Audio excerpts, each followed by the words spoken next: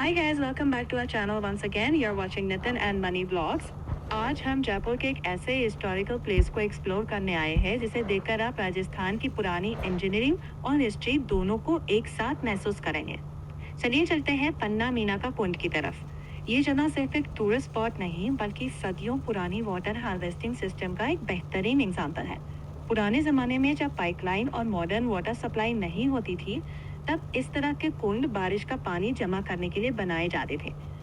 यहाँ आसपास के लोग पीने का पानी भरने आते थे और ये जगह सिर्फ पानी का सोर्स ही नहीं बल्कि गांव के लोगों के मिलने जुलने की भी जगह थी।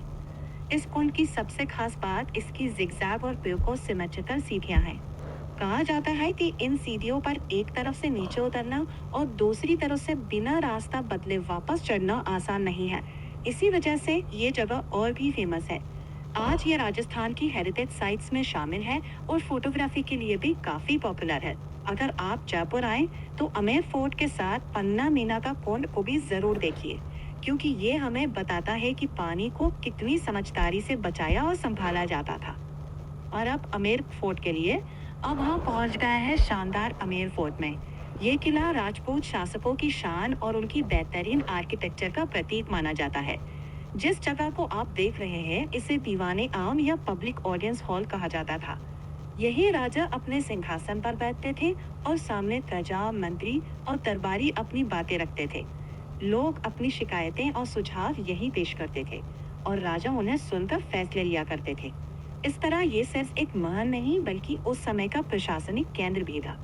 अमेर फोर्ट की दीवारें, नक्काशी, शीश महल और इसकी प्लानिंग राजपूत और मुगल आर्किटेक्चर का खूबसूरत संगम दिखाती है। जब आप इस फोर्ट में घूमते हैं तो ऐसा लगता है जैसे इतिहास आज भी यहीं जिंदा हो। अमेर फोर्ट की सबसे दिलचस्प बातों में से एक ये है कि इसे इस तरह डिजाइन किया गया था ताकि दुश्मनों की हर हलचल को दूर से ही देखा जा सके।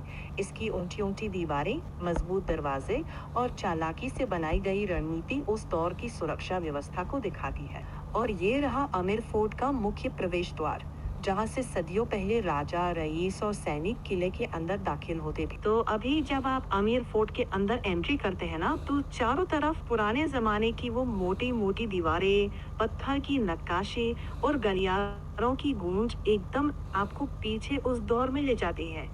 सूरज की रोशनी जब पतली पतली जहरों से भीतर आती है ना, तो माहौल एकदम रॉयल और ड्रीमी लगता है। ऐसा लगता है जैसे हर कोना कोई कहानी फुसफुसा रहा हो, राजाओं की, रानियों की, उनकी सभाओं की और उन सब फैसलों की जो यही लिए जाते थे।